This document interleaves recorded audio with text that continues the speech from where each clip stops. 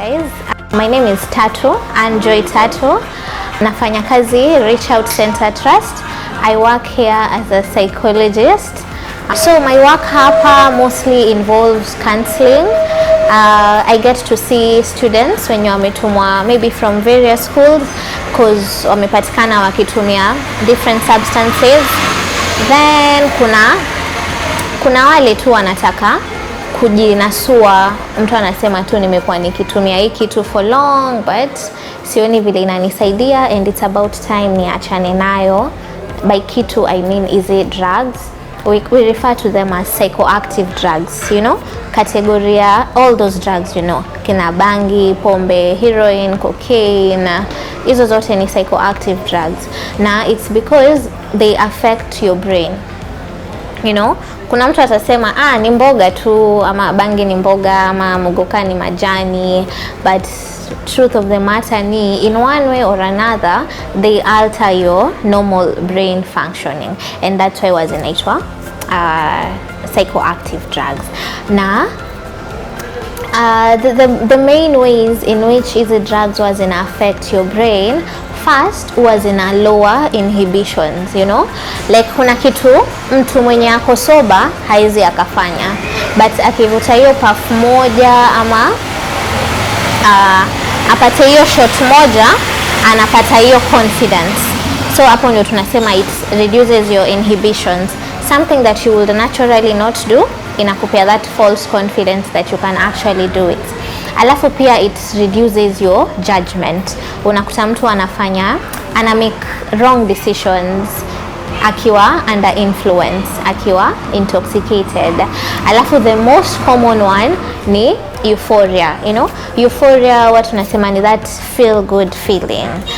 Mwingine atasema anasikia kwa cloud 9, mwingine anasikia ana meditate, mwingine yani anasema hata asiwezi explain hiyo feeling. That's what we refer to as euphoric feeling. So all psychoactive drugs was ikona those three main effects.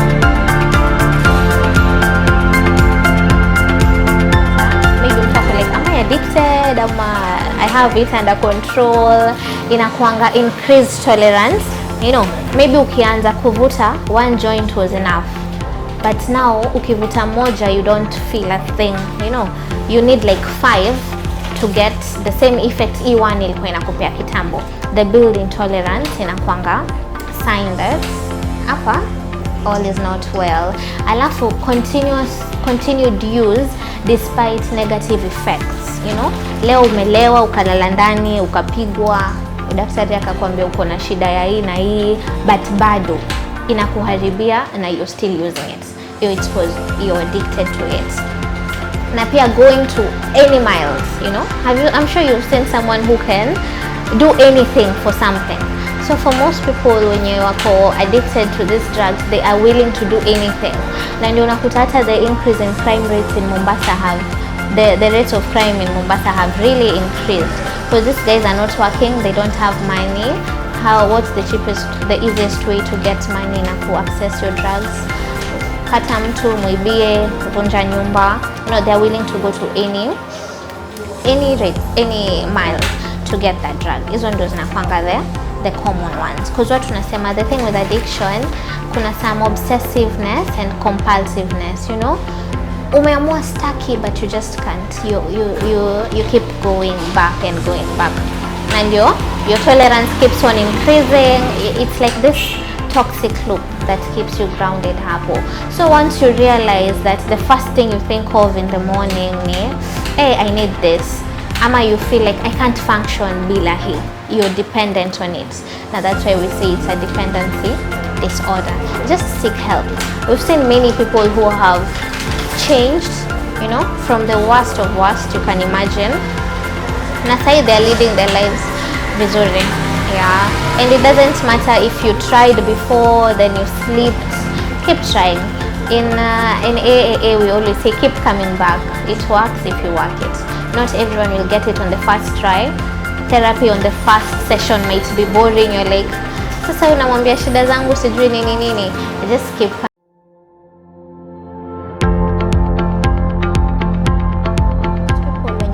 anatumia hizi psychoactive drugs for a period of time, unakuta mtu ana develop what we commonly refer to as drug induced psychosis, yenye mtaani wengi wanaisema ni kuchizi ama wenda wazimu.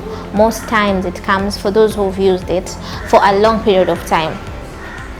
There are very many factors that play a role in this. Kuna the genetic aspect. Kuna mtu kwao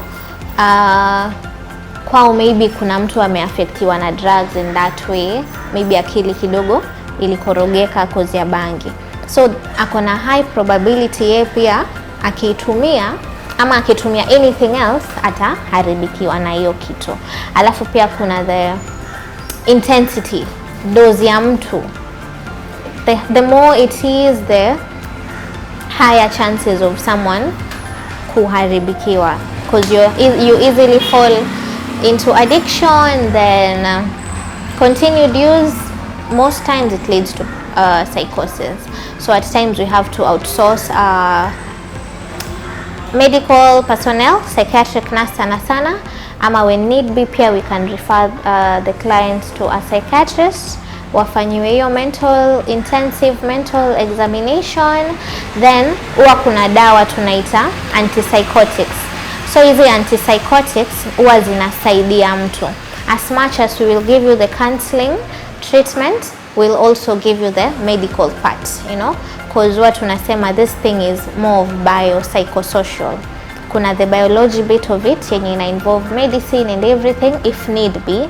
Then kuna the psychology bit of it, counseling, mental assessment and everything.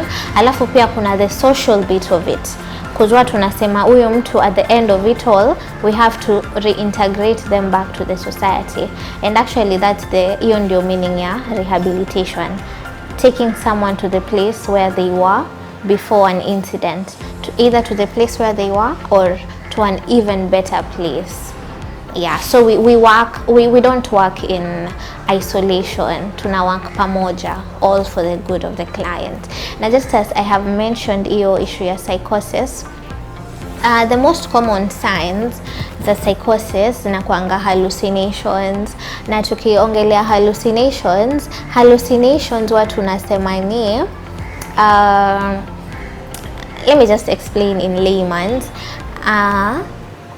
Mtu anasikia tu masauti yake, like anasikia kama kuna mtu anamuongelesha, ama anasikia kama kuna mtu anamshika, you know. So we have auditory, niyo ya kusikia masauti, and you just find someone ana respond because anasikia kitu. Then we have